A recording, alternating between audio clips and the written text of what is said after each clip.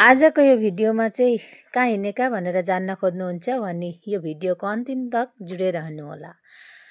र आज चाहिँ हामीहरू घरबाट पनि निस्किसक्यौँ र निस्किएर हामीहरू चाहिँ पुग्यौँ तिनालीमा पुगिसके पछाडि यहाँ चाहिँ अब हामीहरू खान्छौँ एउटा पान र पान खाएर हामीहरू चाहिँ आफ्नो गन्तव्य स्थानतिर लाग्छौँ र गयौँ। जाँदै हामीहरूले चाहिँ बाटामै भेट्यौँ हामीहरूको भिनाजुलाई र माइलो भिनाजु चाहिँ त्यहाँ केही कामले आउनुभएको रहेछ र त्यहाँ भिनाजुलाई भेटेर एकछिन बातचित मार्यौँ र मारेर फेरि हामीहरू त्यहाँबाट पनि निस्किएर हामीहरू चाहिँ जहाँ हिँडेका लास्टमा त्यहाँ पनि पुगिसक्यौँ। कहाँ गएका थियौँ भनेर जान्नु खोज्नुहुन्छ भने हामीहरूको चाहिँ बडेमा खस्नु भएको थियो र त्यो घर चाहिँ छ हाम्रो केटेटङ भन्ने जग्गामा सेगुनबारीको र त्यहाँ हामीहरू गएर यस बडेमा काकी दादाहरू सबै हुनुहुन्थ्यो र उनीहरूसँग पनि हामीहरू बसेर एक बातचित मार्यौँ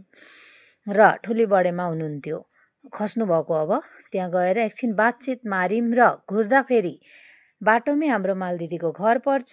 जुन भिनाजुलाई हामीले अघि भेटेका थियौँ र त्यहाँ फर्किँदाखेरि हामीहरूले सोच्यौँ जे दिदी घर पनि पसेर जाउँ। फाइनली हामीहरू यस दिदी घर पनि आइपुग्यौँ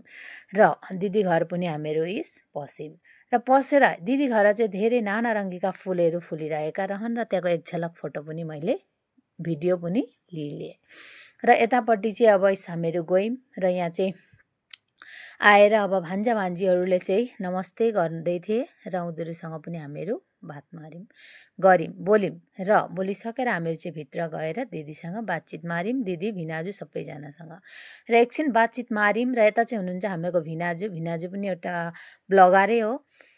र बात मारेर चाय पानीहरू खाएर हामीहरू चाहिँ यहाँबाट पनि आफ्नो घरतर्फ भनेर हिँड्यौँ किनभने साँझ पनि परिसकेको थियो र घर हामीलाई छिट्टै आइपुग्नु थियो। त्यहीको लागि आफ्नो घरतर्फ पनि हिँड्यौँ। आजको भिडियो चाहिँ यति नै।